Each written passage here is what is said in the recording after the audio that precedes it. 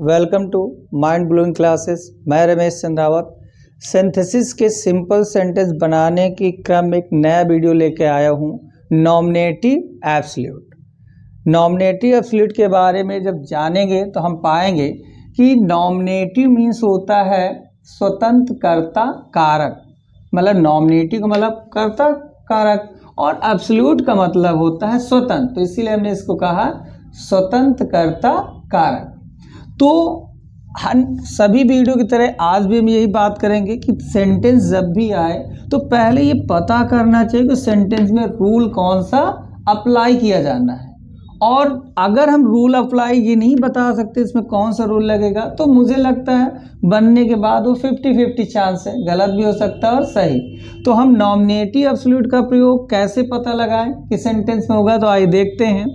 हमने लिखा कब जोड़े, तो लिखा है जब दोनों सेंटेंस के सब्जेक्ट अलग अलग हो, जो सेपरेट होगा उसमें दोनों सेंटेंस के सब्जेक्ट अलग अलग हों और उनमें से एक सेंटेंस में कारण हो व दूसरे सेंटेंस में उसका परिणाम दिया हो, तो हम नॉमिनेटिव एब्सोल्यूट का प्रयोग करते हैं। ये पता लगाएंगे अगर ये सेपरेट है, अगर हम इसमें देख रहे हैं कि दोनों सेंटेंस के सब्जेक्ट अलग अलग हों और एक सेंटेंस में कारण हो, दूसरे सेंटेंस उसका परिणाम हो, तो वहाँ हम नॉमिनेटिव एब्सोल्यूट का प्रयोग करेंगे। फिर हम इसको कैसे जोड़ेंगे, तो यहाँ हम बात करेंगे कैसे जोड़ेंगे।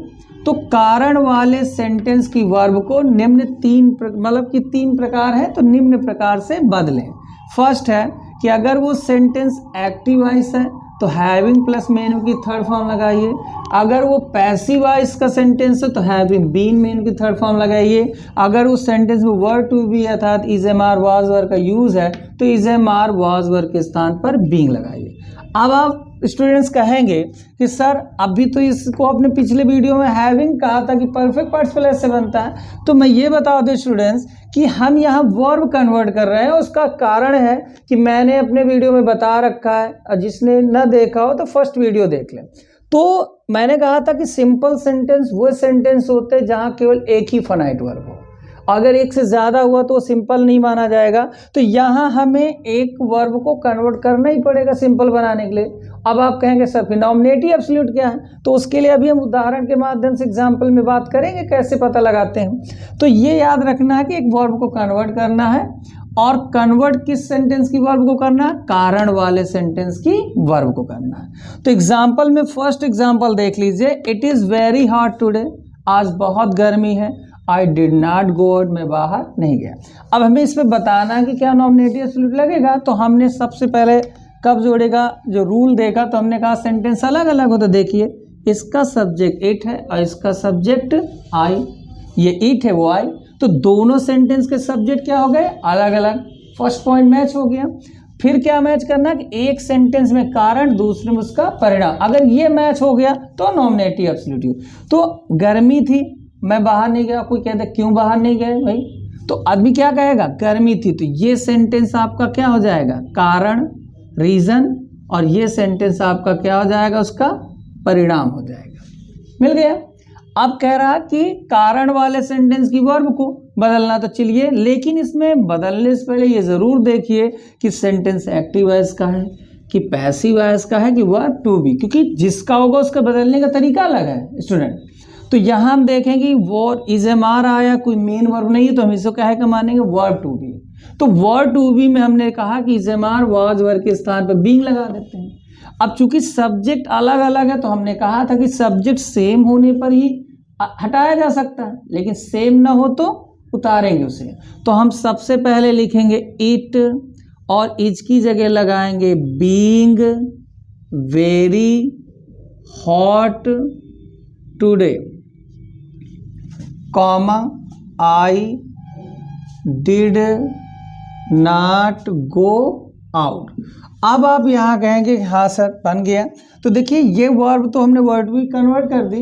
अब हमें पता लगाना है सेंटेंस में नॉमिनेटिव एब्सोल्यूट कहाँ है। तो अब आप यहाँ ध्यान दीजिएगा बहुत अच्छे से कि इस सेंटेंस में अब ना कोई काम हो रहा है, कोई वर्ब है नहीं है, क्यों, क्योंकि हम नॉन फाइनाइट बना चुके हैं। तो अब ये जो इट आया है, ये देखिए ना, ये किसी सेंटेंस में वर्ब है ही नहीं, तो वर्ब का सब्जेक्ट है क्या, है ही नहीं। तो इस इट को मतलब कि जिसमें जिस सेंटेंस की वर्ब को कन्वर्ट कर देंगे नॉन फाइनाइट में, तो उसमें जो सेंटेंस बचता है, उस सेंटेंस में जो सब्जेक्ट बचता है, सॉरी, तो उस सब्जेक्ट को ही कहते हैं नॉमिनेटिव एब्सोल्यूट। तो हम रूल ये पढ़ रहे हैं नॉमिनेटिव एब्सोल्यूट कैसे बनाते हैं। तो नेक्स्ट सेंटेंस पे फिर से देखते हैं एक बार कि the police arrive, police I, the robbers ran away, और जो डाकू थे वे दूर चल भाग गए। फिर से देखिए तो सबसे पहले कहता है कि जब दोनों सेंटेंस के सब्जेक्ट अलग अलग हो, तो देखिए इसका द पुलिस है और इसका द रॉबर्स है, तो सब्जेक्ट तो अलग अलग हो रहे हैं, लेकिन इतने से नहीं काम बनेगा। अभी और एक चीज देखनी पड़ेगी कि एक सेंटेंस में कारण, दूसरे सेंटेंस में उसका परिणाम दिया, तब हम कहेंगे कि यहाँ रूल अप्लाई होगा नॉमिनेटिव एब्सोल्यूट का।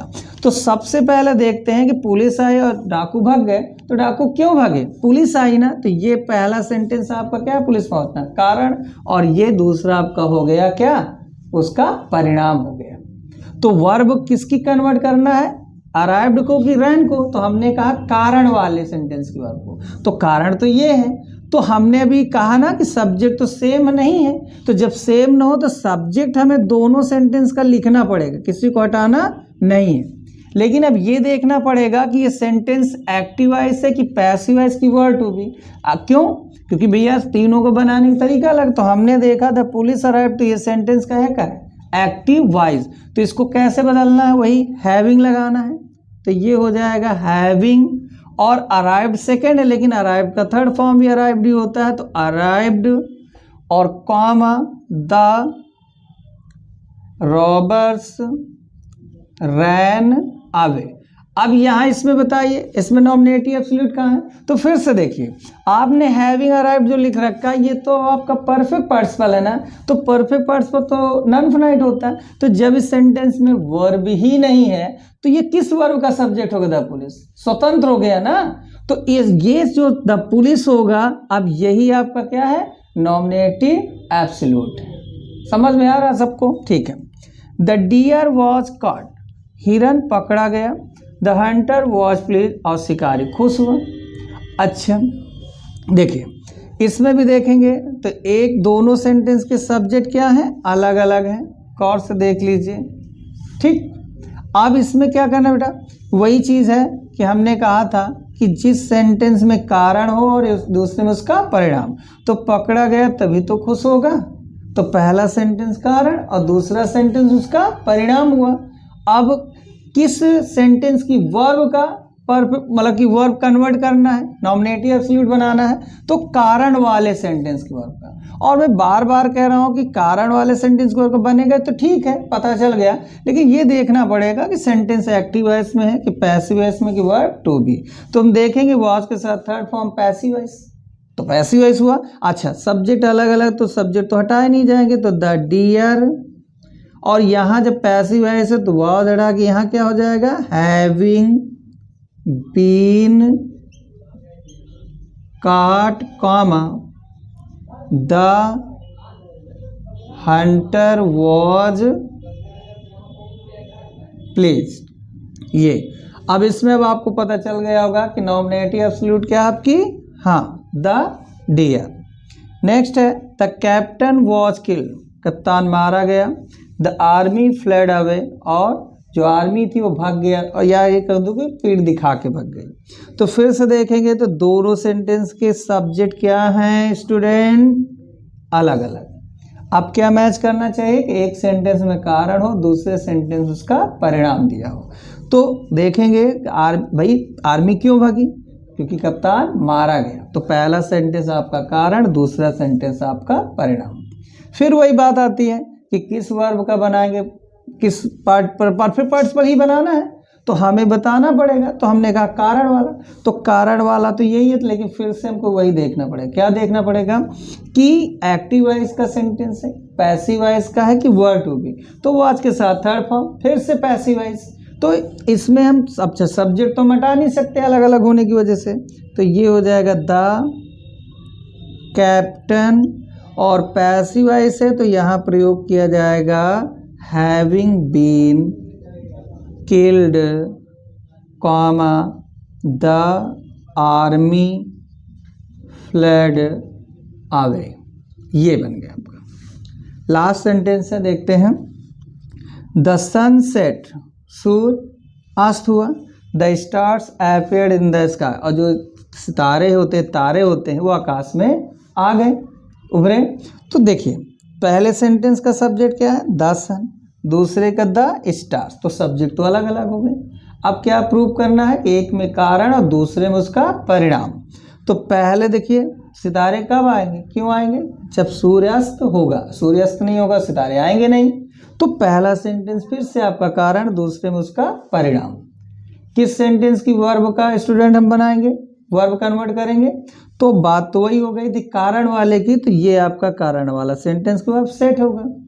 तो इसमें फिर से वही मैं बार बार बता रहा हूं आपको पूरी वीडियो में कि ये जरूर देखिए सेंटेंस एक्टिव वॉइस है कि पैसिव वॉइस की वर्ब टू बी, तो देखेंगे एक्टिव वॉइस है और सब्जेक्ट अलग है, तो सब्जेक्ट तो किसी का हटाया नहीं जाएगा, तो द सन। और एक्टिव वॉइस में क्या लगाते हैं student, having set, third form, comma the stars appeared in the sky. तो आई होप कि आप लोगों को आज का ये जो रूल हमने पढ़ा नॉमिनेटिव एब्सोल्यूट बहुत अच्छे से समझ में आया होगा, वीडियो आपको पसंद आया होगा। और वीडियो को देखने के लिए, चैनल को सपोर्ट करने के लिए थैंक यू वेरी मच।